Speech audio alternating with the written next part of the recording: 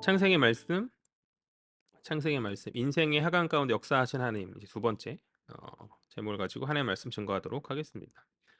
지난 시간 우리는 야곱의 아들 유다의 하강 스토리를 살펴보았어요.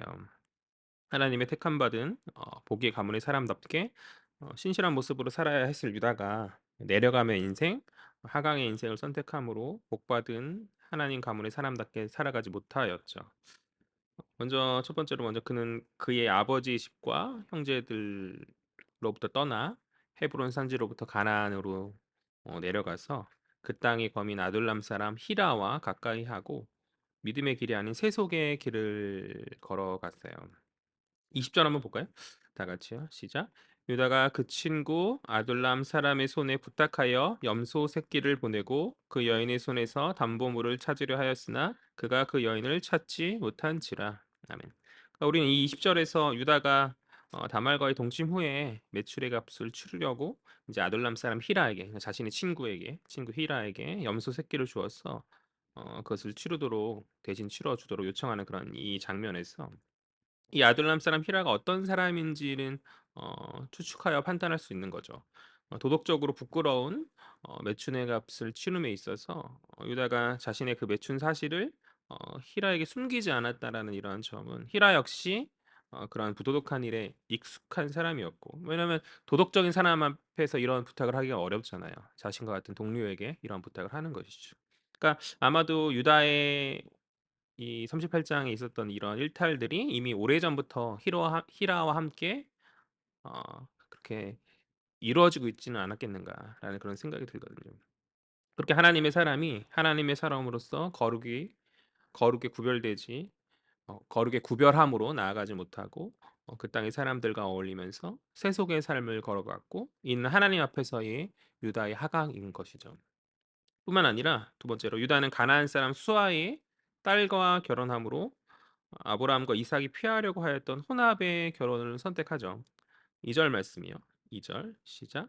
유다가 거기서 가나안 사람 수아라는 자의 딸을 보고 그를 데리고 동침하니. 아멘. 이 유다의 결혼에 있어서 할아버지 이삭의 결혼 때와 같은 어떤 신실한 종의 어떤 믿음의 행함으로 말미암은 아름다운 어떤 스토리나 아버지 야곱 때와 같은 20년 희생의 수고로움 가운데 얻은 그런 아름다운 이야기는 존재하지 않는 것이죠. 단지 유다는 이방 땅에서 그의 눈에 좋은 자를 보았고 그녀를 담담히 취할 뿐인 것이죠. 그러니까 성경에서 누군가 무엇을 보고 그것을 취함에 있어서 그 결과가 아름다웠던 적이 그리 많지 않았던 것 같아요.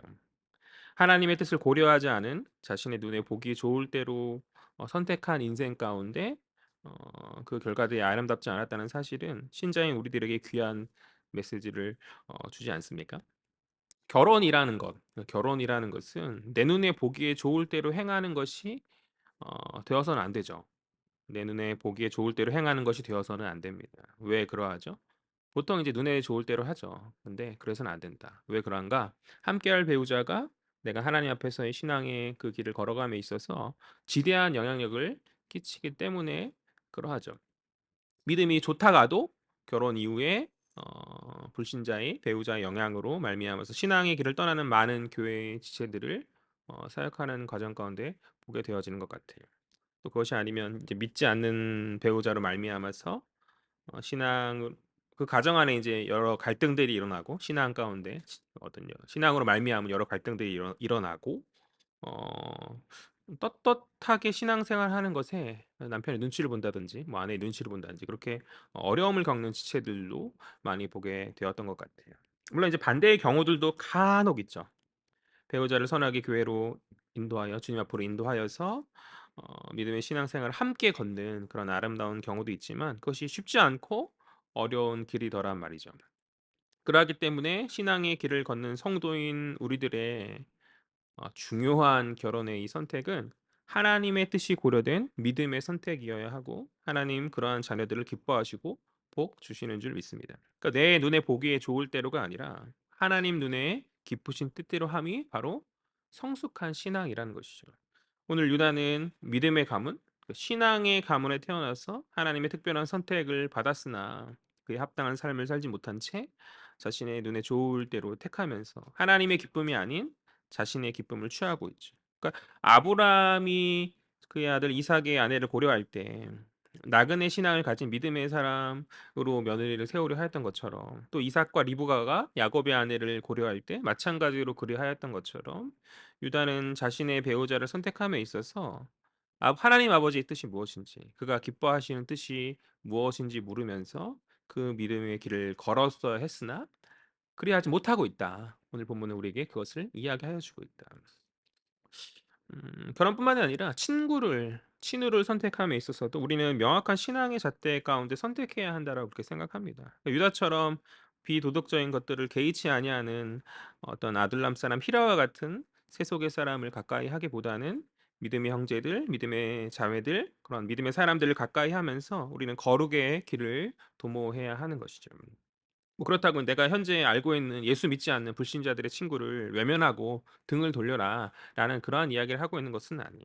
그러니까 그들이 가지고 있는 어떤 세속 문화에 우리가 함께 심취하여서 구별함 없이 나아갈 것이 아니라 거룩과 구별됨으로 그 친구 관계 안에서 다름을 보여주는 선한 영향력으로 그들을 빛의 길로 우리가 인도해야 하는 것이죠.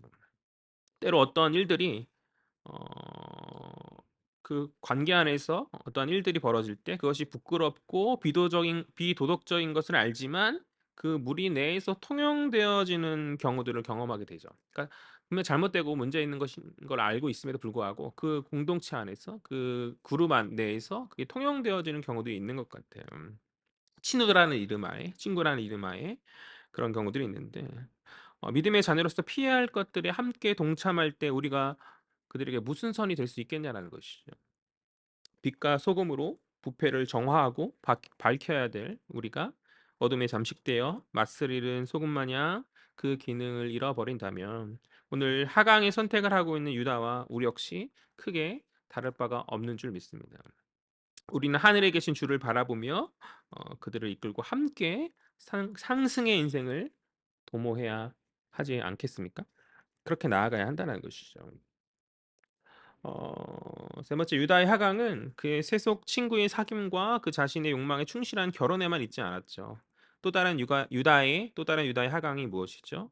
그가 수아의 딸을 통하여 낳은 아들들에게 제대로 된 신앙의 전수를 하지 못함에 있죠. 우리 7절 말씀 한번 볼까요? 다 같이 읽겠습니다. 시작. 유다의 장자 엘이 여호와가 보시기에 악함으로 여호와께서 그를 죽이신지라. 아멘. 그의 아들 장자 엘은 악하였고 지난 시간에 이야기했던 것처럼 성경 안에서 하나님께서 개인을 그룹이 아니라 어떤 집단이 아니라 개인을 심판으로 치신 첫 사례라는 그런 측면은 이 엘의 죄가 음, 성경에서 이제 구체적으로 드러나지 않는다 할지라도 심각한 죄였음을 우리는 살필 수 있는 것이죠. 그의 둘째 아들 오난은 어떠했습니까? 유다의 둘째 아들 오난은 어떠했죠? 그 역시 선하지 못한 껍데기의 인애를 가진 형식만 가진 그런 사람임을 우리는 위선의 사람임을 우리는 살펴보았었죠. 우리 9절 말씀 보죠. 9절 다 같이요. 시작. 오나니 그 씨가 자기 것이 되지 않을 줄 알므로 형수에게 들어갔을 때에 그의 형에게 씨를 주지 아니하려고 땅에 설정하며. 아멘. 그러니까 형 애를 대신해서 지난 시간에 형사 취수제 어, 그것에 대해서 어, 계대 결혼 그것에 대해서 설명했었잖아요. 형 애를 대신하여서 형수 다말에게 형의 후사를 잇게 할 의무가 어, 그에게 있었지만 형 애를 대신해서 형수 다말에게 후사를 잇게 할 의무가 그에게 있었건만 적당히 의무는 지는 듯하죠. 그가 성실하게 의무를 지는 듯하나 적당한 거죠. 그 씨를 땅에 설정함으로 말미암아서 그 역시 하나님의 심판이 되었던 것이죠. 그러니까 이렇게 계속해서 이 38장은 유다와 그 가문에 속한 사람들의 하강을 그리고 있다. 그러니까 세속의 땅 한가운데서 그와 그의 가정은 그러니까 아브라함이 그러하였듯이 이삭이 그러하였듯이 세상의 복으로 서 있지 못하고 있죠. 아브라함은 세상의 복이었잖아요. 사람들이 인정하고 이삭 역시 마찬가지였잖아요. 너와 함께 하나님이 계시다라고 세상 사람들이 그렇게 고백할 그런 이야기들을 그들이 들었었는데 오늘 유다는 그렇지 못하죠. 세속의 땅 한가운데서 세속을 쫓으며 하강의 인생, 하루의 인생을 전전하면서 그렇게 살아가고 있다는 것이죠. 그렇다면 우리는 다른가? 오늘날 이 시대를 살고 있는 어두워져 가는 흑암의 세력에 점차 물들어간다 탄식하는 이런 시대 가운데 우리는 다른가? 세속의 땅 한가운데서 우리는 무엇을 외치며 살아가고 있는가? 그리스도의 복음인가? 하나님의 신실한 은혜인가? 아니 그렇지 않으면 그들과 마찬가지로 어떠한 부유함과 성공과 성취를 외치면서 아둥바둥 거리며 사는 그런 하나님 자녀답지 못한 그러한 모습이 우리의 연약함 혹 그러한 모습이 우리의 모습이 아닌지 한번 생각해 보았으면 좋겠어요. 네 번째로 뿐만 아니라 유다 역시 이 아들과 마찬가지로 유다 역시 두려움과 미신적 생각에 사로잡혀서 죽은 아들의 대를 잇기 위한 의무와 며느리 다말에 대한 어떤 인애의 의무를 그가 하려 하지 않죠. 신혜 씨가 다 이야기하였잖아요. 혹 자신의 남은 아들 셀라에게 무언가 화가 미칠까 미신적 두려움에 빠져서 며느리 다말을 속이고 그의 아버지 집에 보내어 버리죠. "이 아이가 장성할 때 줄 테니까 너에게 그 씨를 허락할 터이니 그때 인제 취하라."라고 말하면서 그럴 생각이 전혀 없음에도 그의 아버지 집으로 보내어 버리는. 그러니까 적당히 상황을 미룸 가운데 의무와 인애의 책임을 회피하려고 하는 거죠. 그러니까 하나님의 택자가 하나님의 택한 사람이 인애의 삶을 걸어가지 않을 때 그것이 바로 하강의 삶 아닌가요? 우리에게 마땅히 주어진 이웃을 향한 인애의 책무와 의무가 있는 줄 믿습니다. 그리스도께서 세상을 그렇게 섬기셨던 것처럼 우리도 섬김의 삶으로 주변의 사람들을 인내함 가운데 섬기며 나아가야 하는데 그렇다면 우리는 그대로 온전히 섬기며 나아가고 있는가? 우리가 마땅히 받은 사랑을 그들에게 전하며 나아가고 있는가? 만약 그렇게 하지 못하고 있다면 나 중심의 인생 가운데 머물러 있다면 오늘 본문간에 나타난 이 유다와 우리는 크게 다를 바 없다라는 것이죠. 유다의 하강은 여기서만 그친 것이 아니라 다섯 번째, 그가 자신의 몸을 거룩함에서 스스로 멀어지게 만들죠. 하나님의 택자로서의 거룩함과 구별됨으로 나아갈 그가 스스로 그 거룩함을 망치는 그런 비도덕한 모습을 보이는데요. 양털 깎는 축제의 그날 그 땅에 많은 사람이 그러하였듯이 그 역시 거리의 창기를 통한 매춘을 통해서 마음의 공허함을 채우려고 하는 거죠. 그러니까 많은 사람들이 세상 사람들이 다 그러한다 할지라도 하나님의 사람은 그것과는 다른 결이 다른 세속을 거스르는 그런 인생을 선한 삶을 그렇게 살아야 했는데 그 역시 그들과 다를 바 없이 거리의 여인을 찾아 헤매면서 그 마음에 얼마 전에 이제 아내도 잃었으니까 그러한 공허함을 채우려고 하는 육신의 어떤 정욕을 채우려고 하는 그러한 연약한 모습인 것이죠. 그러니까 그로 말미암아서 자신이 며느리 다말에게 속고 있음을 깨닫지 못한 채 오늘 속임 당하고 있다. 그의 하강은 그 스스로의 부도덕한 그 행동과 더불어서 그가 요셉을 애굽에 팔 때에 아버지를 속였듯이 마찬가지로 그가 속임 당함으로 며느리 다말에게 속임 당함으로 그렇게 계속적으로 그런 내려감의 인생을 당하는 거죠. 그가 스스로 한 부도덕한 행동과 그가 속임 당한 그것으로 그는 하강의 인생을 스스로 타의에 의해서 그렇게 경험하고 내려가고 있다. 마지막 여섯 번째 그의 하강은 그가 며느리 다말의 음행의 소식을 들었을 때 석 달이 지난 후 이 사건이 지난 석 달이 지난 후 이제 며느리 다말의 음행의 소식을 들었을 때 분노함 가운데 그녀를 끌어내서 불에 사르라라고 그렇게 명할 때 다시 한번 드러나게 되는 것이죠. 우리 24절 볼까요? 24절 다 같이요. 시작. 석 달쯤 후에 어떤 사람이 유다에게 일러 말하되 내 며느리 다말이 행음하였고 그 행음함으로 말미암아 임신하였느니라. 유다가 이르되 그를 끌어내어 불 사르라. 아멘. 그러니까 죽이라. 며느리 다말을 죽이라. 그 며느리 다말이 그 행음이 죽을 죄라면 그와 함께 동침한 사람 역시 마찬가지로 죽을 죄를 가진 사람 아닌가요? 그 스스로 자신의 목을 죄고 누워서 침뱉기의 말을 내뱉고 있는 그런 형국인 것이죠. 우리 25절도 보죠. 이어서 다 같이요. 시작. 여인이 끌려 나갈 때에 사람을 보내어 시아버지에게 이르되 이 물건 임자로 말미암아 임신하였나이다. 청하건대 보소서 이 도장과 그 끈과 지팡이가 누구의 것이니까 한지라. 아멘. 그러니까 다말이 드러낸 유다 앞에 드러낸 이 담보물은 유다의 부도덕의 죄를 드러내는 증거이자 그의 수치가 며느리를 통해서 세상 가운데 드러나게 되는 또 한 번의 하강이죠. 그렇죠. 그의 잘못이 선포되어지는 거잖아요. 많은 사람들 앞에 수군거림 앞에서 선포되어지는.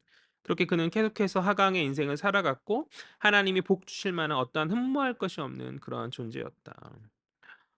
이 38 장의 본문에서 단 한 가지 유다의 어떤 긍정적인 면모를 살펴본다면 지난 시간에 이야기했던 것처럼 며느리 다말을 통하여서 드러난 수치와 이 부도덕 앞에서 그것을 인정하고 돌이키는 모습이죠. 그것이 26 절이거든요. 다 같이요. 시작.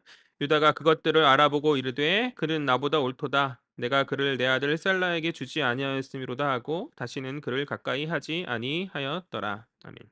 그러니까 그는 다말에게 자신의 아들 셀라를 주지 않음으로 이 일이 벌어졌음을 인정함과 동시에 자신의 남편 엘의 대를 잇기 위한 며느리 다말의 대담한 행동을 의롭게 인정합니다.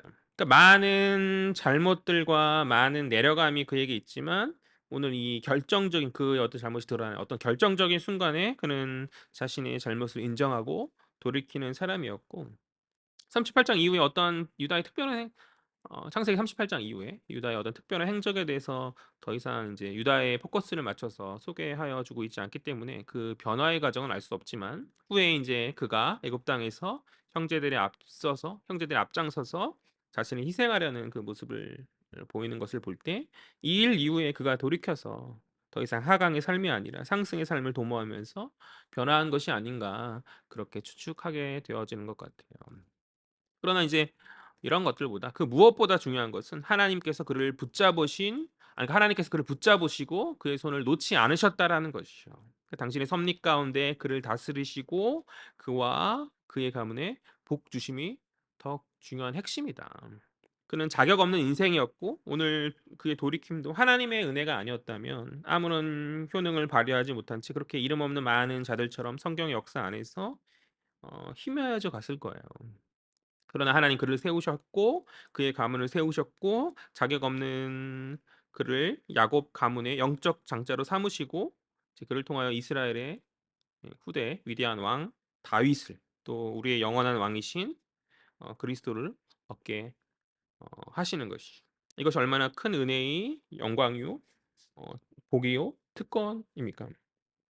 그러니까 흥미로운 거는 다 유다의 가문이 이제 다윗과 그리스도를 향해서 그러니까 다윗과 그리스도를 향한 이 이어진 이 이댐이 그 오늘 그의 수치로 말미암은 며느리 다말을 통하여 낳은 후사라는 거예요. 셋째 아들 셀라가 아니라 오늘 다말을 통해 낳은 그 후사를 통해서 이것이 이어지게 되어지는데 27 절과 28절 보죠. 드디어 오늘 본문이 나왔네요. 다 같이 읽겠습니다. 시작. 해산할 때에 보니 쌍테라 해산할 때에 손이 나오는지라 산파가 이르되 이는 먼저 나온 자라 하고 홍색 실을 가져다가 그 손에 메었더니 아멘. 그러니까 며느리 다말이 야곱의 어머니 리브가처럼 리브가 마찬가지로 이 쌍둥이를 베게 된 거죠. 쌍둥이를 베게 되었는데 그중 한 아이 손이 먼저 나와서 애를 받는 이제 산파가 먼저 나이가 누군가라고 이렇게 표시하기 위해서 붉은 실을 손에 묶었어요. 우리가 인제 이미 야곱 스토리를 통해서 우리가 살펴보았듯이 아무리 한날에 태어난 쌍둥이라 할지라도 당대에 누가 장자인가 그렇지 않은가는 그 사람의 인생을 완전히 다르게 바꿀 수 있는 중요한 문제이죠. 같은 날에 태어났는데 누구는 오빠고 누구는 누나가 되고 누구는 동생이 되고 이럴 수 있는 거잖아요. 근데 단순 그런 문제를 넘어서서 그 장자는 아버지 유산의 두 몫을 받는 자로서 또 그 집안의 모든 대수를 결정하는 결정권을 가진 중요한 자리죠. 그래서 인제 작은 자 야곱이 그렇게나 큰 자인 애고 에서를 이겨서 장자의 자리를 얻고자 했던 것 아닙니까? 그런데 그 홍색 실이 메어진 손이 어찌 된 영물인지 도로 어머니 뱃속으로 들어가는 거죠. 그리고 그 손의 주인 대신 그의 아우가 먼저 나오게 되었다. 그것이 오늘 본문 29절 볼까요? 29절 다 같이요. 시작. 그 손을 도로 들이며 그의 아우가 나오는지라 산파가 이르되 내가 어찌하여 터뜨리고 나오느냐 하였으므로 그의 이름을 베레스라 불렀고 아멘. 그러한 기이한 사건 뒤에 산파는 그 아이의 이름을 터짐이란 뜻, 나오다라는 뜻을 가진 베레스다 그렇게 이름하죠. 그리고 뒤이어 원래 먼저 나왔을 홍색 실을 맨 아이가 이제 나오게 되는데 그 이름을 이제 세라라 셀라는 아까 유다의 셋째죠. 세라라 이렇게 비슷하죠. 세라라 이름하죠. 30절 그의 형 곧 손에 홍색 실이 있는 자가 뒤에 나오니 그의 이름을 세라라 불렀더라. 아멘. 그러니까 이 본문은 나중된 자가 먼저 되는 흥미로운 장면이죠.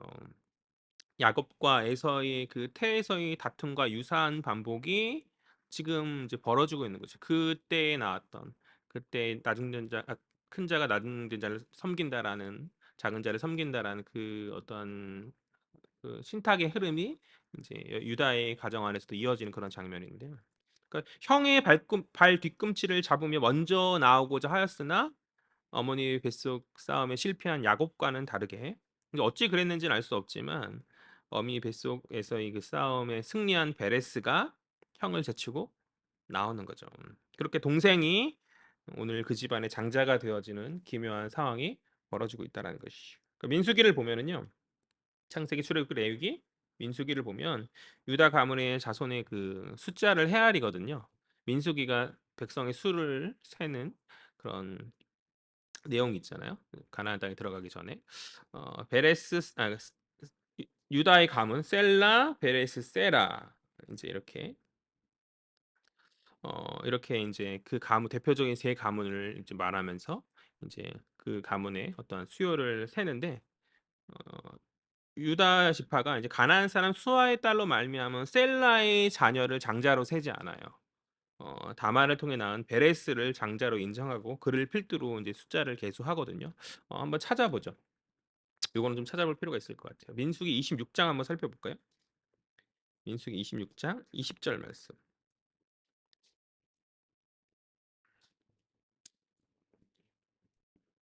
유다의 세 가문 오늘 셀라와 오늘 태어난 두 명 베레스 세라 이렇게 세 가문의 후예들을 세는데 그 셋 중에서 장자의 가문을 세거든요. 근데 셀라의 가문을 세지 않는다.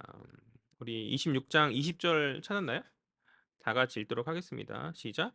유다의 자손의 종족들은 이러하니 셀라에게서 난 셀라 종족과 베레스에게서 난 베레스 종족과 세라에게서 난 세라 종족이며 아멘. 여기까지 나온 사람들의 이름이 누군지 이제 파악이 되죠. 오늘 38장을 보았으니까 셀라는 유다의 셋째인데 이제 이어지는 베레스와 세라는 넷째, 다섯째인데 약간 며느리 다말을 통해 낳은 자녀. 그러니까 셀라는 가나안 여인 수아의 딸을 통해 낳은 자식이고 이제 베레스와 세라는 이제 다말을 통해 낳은 넷째, 다섯째인데 그런데 26장 21절을 보면 이제 이어서 누구의 이름이 먼저 나오는가 한번 살펴보죠. 다 같이요. 시작. 또 베레스 자손은 이러하니 헤스론에게서 난 헤스론 종족과 하몰에게서 난 하몰 종족이라. 아멘. 누구의 이름이 나오고 있죠? 베레스 자손이죠. 그러니까 20절은 유다의 아들 3명을 통한 세 가문을 소개하고 이어진 21절에 소개되는 가문은 이제 장자로 인정되는 베레스 가문인 거죠. 그러니까 가나안 사람 수아의 딸을 통해 낳은 나이 많은 셀라가 아니라 다말을 통해 낳은 베레스를 장자로 소개하고 있고 이는 그가 죽은 아들 엘을 대신해서 엘이 원래 장자였잖아요. 그 엘을 대신해서 그 가문의 장자의 입됨을 받았다는 그러한 증거인 것이죠. 그러니까 근데 어쨌든 늦게 태어난 자잖아요. 또 사실 베레스와 세라 안에서도 베레스가 또 늦게 태어난 따지고 보면 가장 늦게 태어난 자죠. 그러니까 이 야곱의 스토리에서 계속 흐르고 있는 여러 주제들이 있잖아요. 뭐 인과응보가 부메랑처럼 돌아오는 그런 포인트라든지 여러 그런 것들 가운데서 또 계속해서 속이는 그 가운데서 어쨌든 그런 포인트 안에서 오늘 흐르고 있는 그 중에 하나가 이제 작은 자가 큰 자를 이기는 이런 큰 맥락이 오늘 음, 야곱의 에서를 이긴 것 같이 오늘 유다의 아들 베레스를 통해서도 계속해서 이어지고 있는 것이다. 오늘 세라의 손에 묶인 이제 붉은색 실, 홍색 실이라고 성경은 되어 있죠. 이 붉은 실은 붉은 팥죽을 좋아했던 에서를 연상시키는 그러한 색이죠. 붉은 상징을 가진 에서가 동생 야곱에게 장자의 명분을 빼앗겼던 것과 마찬가지로 오늘 세라 역시 먼저 어머니 뱃속에 손을 내밀었으나 동생에게 그 장자의 자리를 어, 빼앗기는 명분을 빼앗기는. 그러니까 세라는 형이지만 아우인 베레스에게 그 장자의 명분을 넘겨주는 그런 상황인 것이죠. 그러니까 그런 기묘한 방식으로 다윗과 그리스도를 향한 영광의 잇대어짐이 기묘한 방식으로 흘러가고 있다. 그러니까 큰 자가 작은 자를 섬기는 기묘한 방식으로 먼저 된 자가 나중된 자를 섬긴다는 어떤 기묘한 역전의 방식으로 진행되어지고 있는데 저는 여기에 메시지가 있다고 믿어요. 하나님 큰 자가 작은 자를 섬기는 일반적 상식의 방식이 아니라 역전의 방식을 사용하셔서 당신의 섭리를 드러내시는 것이다. 그러니까 모든 일들의 진행이, 그러니까 하나님 우리에게 이렇게 말씀하시는 것 같아요. 그러니까 모든 세상의 모든 주관함과 모든 일들의 진행이 너희가 생각하는 상식과 순리에만 있는 것이 아니다. 그것을 초월하여서 역사하시는 하나님 당신의 방식이 있다라는 것이죠. 그러니까 믿음의 신자는 그것을 깨닫고 바라보아야 하는 줄 믿습니다. 모든 상황 가운데서. 우리가 안 되는 상황 가운데서 초월의 주를 바라보지 못한 채 나의 한계에 머물러 있을 것이 아니라 그 하나님을 바라본 가운데 믿음으로 우리는 서야 하는 줄 믿어요. 그 나의 낮음이 문제되어지는 것이 아니죠. 나의 적음이, 나의 어떤 결점들이 문제가 되어지는 것이 아니라 하나님 나의 인생 가운데 초월의 방식으로 역사하시는가? 그렇지 않은가? 그것이 문제인 것이죠. 그러한 초월의 하나님 앞에서 조금 가지고 있는 나의 어떤 자랑과 나의 높음이 무슨 힘이 되겠어요. 나의 높음이 나의 어떤 자랑이나 어떤 몇 가지의 은사들이 세상을 이기는 힘이 아니라 하나님 나를 섭리적 다스림 가운데 세움의 그 이김의 힘이 있는 줄 믿습니다. 그것을 믿으며 설 수 있는 저와 여러분 되었으면 좋겠어요. 우리는 초월의 하나님을 믿는다. 모든 만사를 주관하시며 다스리시는 초월자 하나님, 전능하신 하나님을 믿는 하나님의 신실한 자녀들 아닙니까? 마태복음을 살펴보면 그리스도의 족보를 소개하거든요. 마태복음 서두에 예수 그리스도의 족보를 소개하는데 5명의 여인 중에 찾아보진 않을 거예요. 나중에 마태복음 읽으면서 한번 살펴보면 될 것 같아요. 그 족보에 5명의 여인이 나오는데 그 5명의 여인 중 한 여인이 오늘 38장의 다말이고 그 외에 누가 있냐면 라합과 밧세바와 룻과 마리아가 그 주인공들이죠. 그러니까 이들의 흥미로운 공통점은 그들의 어떤 결혼에 있어서 무언가 정석적이고 순리적인 방식이 아니라 사람들의 수군거림의 말들을 통한 어 그러니까 사람들의 수군거림의 말들을 들을 법한 상황을 통한 그런 좀 어떤 그런 부정의 어떤 결혼이었다라는 사실이죠. 오늘 다말은 뭐 설명할 것 없죠. 다말 같은 경우에 사실은 시아버지와 그런 관계를 통해서 낳은 것이고 여호수아서의 라합은 그가 어떤 자였다고 성경은 소개하여 주고 있죠. 기생 라합이잖아요. 기생이었고 또 룻은 룻이 아니라 맨날 헷갈려. 롯은 아니지. 죄송해요. 룻기의 룻은 담대하게 나이 많은 보아스의 침상을 찾아간 그런 여성으로서 그렇게 결혼을 쟁취하였죠. 그런데 사실 말이 나올 수 있는 그런 상황이었거든요. 바세바는 우리가 잘 알죠. 다윗의 아내인 바세바. 그러나 원래는 누구의 아내였죠? 우리아의 아내였었고 예수의 어머니 마리아는 어떤 부정의 방식을 취한 것은 아니나 남자를 알기 전에 임신을 하게 된 수태한 여인으로서 사람들의 어떤 수군거리는 소리를 들을 수밖에 없는 그 여러모로 이들 모두는 남의 이야기를 좋아하는 사람들의 입에 오르내릴 만한 그런 결혼 상황이었었다. 그러나 이러한 그들의 약점이 하나님 다스림 안에서 문제가 되지 않는 거죠. 우리는 인생 안에서 어떤 결정을 할 때에 사람들의 시선과 목소리에 많이 흔들리는 경우들이 참 많이 있는데 그럴 필요가 없다라는 것이 우리가 귀 기울여야 할 것은 무엇입니까? 믿음 가운데 들려지는 하나님의 음성인 것이죠. 하나님 그분의 말씀이요 그분의 원하시는 뜻인 것이죠. 왜 그러하죠? 하나님 세상을 다스리는 주권자 되시기에 하나님 나의 모든 약점들과 나의 모든 연약함들을 들어 사용하시면서 때로 사람들의 수군거림의 말들이 나를 압도하고 짓누른다 할지라도 하나님 그들 앞에서 나를 높이 세우시고 은혜로 채울 것이기 때문에 그렇게 우리는 내가 참되게 바라보고 깨달아야 할 분이 오직 주님임을 믿고 나아가야 하는 줄 믿습니다. 이 이야기를 오늘 제가 처음 하는 건가요? 그렇지 않죠. 매주 들려지는 말씀 가운데 하나님 믿으며 나아가라. 상황과 환경에 상관없이 하나님 전능자 되신다. 하나님 주권자 되신다. 그렇게 제가 선포하며 외치지 않습니까? 하나님 여러분들의 정말 살아계신 주권자로 여러분들의 마음 가운데 온전히 서 계시나요? 그렇다면 우리의 이런 삶에서 연약함과 믿음 없음이 어디에 기인한 것인가? 사실 내가 믿는다고 고백하는 그 믿음의 고백이 어 허약한 오늘 이 자리에 잠시 잠깐의 그 고백인 것은 아닌지 결정적인 순간에 믿음이 드러나는 거죠. 그 사람의 결정적인 순간에. 위기 상황 가운데 어 "엄마야."라고 부르는 사람이 있고, 위기의 상황 가운데 "주여."라고 부르는 그런 권사님이 계시고, 그런 것처럼 우리의 결정적인 순간, 위기 순간 가운데 내가 의지하고 따르는 자가 누군가, 엄마를 따르지 말라는 얘기는 아니고요. 신뢰하는 자가 누군가, 바로 우리 주 하나님, 그분이셔야 되는 줄 믿습니다. 오늘 우리는 이 하나님의 기묘한 역전의 이 섭리적 다스림 앞에서 겸손을 배워야 하는 줄 믿어요. 인간의 상식과 순리적 질서 위에 하나님이 계시며 모든 주권이 그분 손에 달려 있음을 깨닫고, 고개 숙임의 겸손한 가운데 주의 영광을 믿음으로, 주가 주실 영광을 믿음으로 바라보면서 한 걸음 한 걸음 신뢰의 삶을 걸어가야 하는 줄 믿습니다. 말씀을 정리하죠. 우리가 하강의 인생의 그 고개 숙임이 아니라 주를 향한 겸손의 고개 숙임으로 나아가는 저와 여러분 되었으면 좋겠습니다. 나의 연약함과 수치를 아시는 주님, 그러나 주께서 사랑하는 자녀에게 은총을 베풀어 주셔서 회복과 높임의 은혜를 주실 줄 믿습니다. 당신의 섭리 가운데 선한 길로 인도하시는 주님의 은혜를 기대하며, 모든 고난의 상황, 어려움의 상황 가운데 우리가 서 있다 할지라도 모든 것을 다스리시는 하나님의 주권을 담담히 인정하고 신뢰하며 나아가는 모든 헤아림의 믿음의 자녀들 되어지기를 주의 이름으로 간절히 소망합니다. 기도하겠습니다.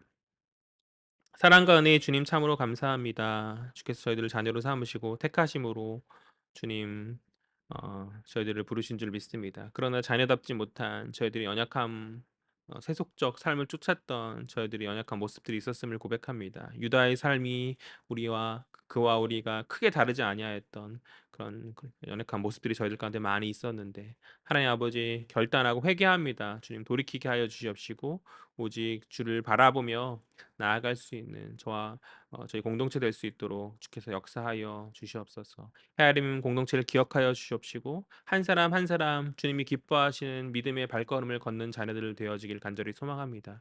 주권자 되신 하나님, 모든 만물을 다스리시며 초월자 되신 하나님이 나의 아버지가 되시는데 우리가 무엇을 떨며 무엇을 두려워합니까?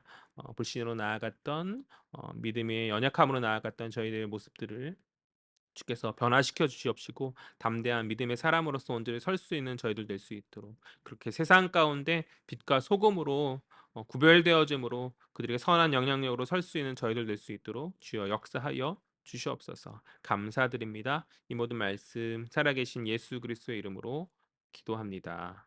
아멘.